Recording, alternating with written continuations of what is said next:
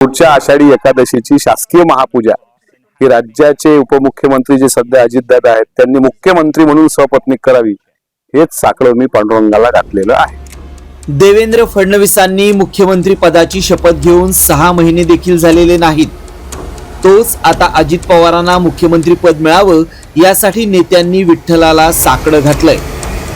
आणि पांडुरंगाची आरती करताना आम्ही एकच साकडं घातलं की यावर्षी पांडुरंगाच्या मनात नसल पण पुढच्या आषाढी एकादशीची शासकीय महापूजा ही राज्याचे उपमुख्यमंत्री जे सध्या अजितदादा आहेत त्यांनी मुख्यमंत्री म्हणून सपत्नीक करावी हेच साकडं मी पांडुरंगाला घातलेलं आहे। पुढच्या आषाढी एकादशीला विठ्ठलाच्या मनात असेल तर महापूजेचा मान मिळेल अशी आशा अजित पवारांच्या पत्नी सुनेत्रा पवारांनी व्यक्त केली आहे। पांडुरंगाची पूजा करण्याची संधी कधी मिळेल असं वाटतं तुम्हाला? ती पांडुरंगाचीच इच्छा।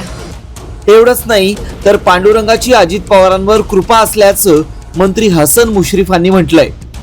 लवकरात लवकर मिळेल, पांडुरंगाची इच्छा ज्या दिवशी होईल त्या दिवशी दादा पूजा करतील। खरं तर अजित पवारांनी सहकारी साखर कारखान्याचं संचालक पद ते राज्याचे उपमुख्यमंत्री पद अशी मोठी झेप घेतली आहे। एवढंच नाही तर त्यांनी उपमुख्यमंत्री पदाचा षटकार मारलाय। अजित पवारांची एकूणच राजकीय कारकीर्द कशी राहिलीये पाहूयात। 1982 साली इंदापूरच्या छत्रपती कारखान्याच्या संचालकपदी त्यांची निवड झाली। 1991 मध्ये बारामती लोकसभेतून विजय झाला। 1991 ते 1993 या काळात कृषी, ऊर्जा, नियोजन राज्यमंत्री म्हणून त्यांनी काम पाहिलं। 1999 ते 2004 या कार्यकाळात जलसिंचन मंत्रीपदी त्यांची वर्णी लागली। 2003 साली ग्रामविकास मंत्रिपदाची संधी मिळाली। 2010 मध्ये पृथ्वीराज चव्हाण यांच्या मंत्रिमंडळात उपमुख्यमंत्री पद मिळालं। 2019 ला देवेंद्र फडणवीस यांच्यासोबत 79 तासांसाठी ते उपमुख्यमंत्री झाले। 2019 लाच ठाकरेंच्या सरकारमध्ये त्यांची उपमुख्यमंत्रीपदी वर्णी लागली। तर 2023 मध्येच एकनाथ शिंदेच्या नेतृत्वातील सरकारमध्ये त्यांना पुन्हा उपमुख्यमंत्री पद मिळालं। 2024 ला देवेंद्र फडणवीसांच्या नेतृत्वात त्यांची पुन्हा एकदा म्हणजे 6व्यांदा उपमुख्यमंत्रीपदी वर्णी लागली। अजित पवारांनी मुख्यमंत्री होण्याची इच्छा वारंवार बोलून दाखवली आहे, मात्र सातत्यानं त्यांना उपमुख्यमंत्री पदावरच समाधान मानावं लागलंय।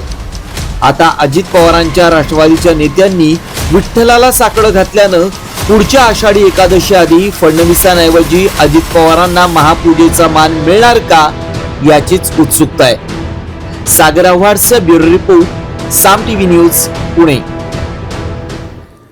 कोकणामध्ये राणेबंधूंच्या शीतयुद्धाचा एक नवा अंक पाहायला मिळतोय। मंत्री नितेश राणेंनी एक्सवर पोस्ट करत आमदार निलेश राणेंना युती धर्माची आठवण करून दिली।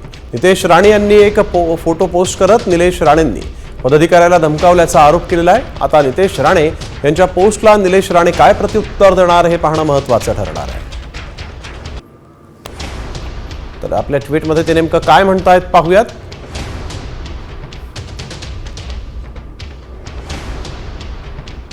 आदरणीय निलेशजी, आपणच काही दिवसांअगोदर महायुतीबद्दल बोलला होतात।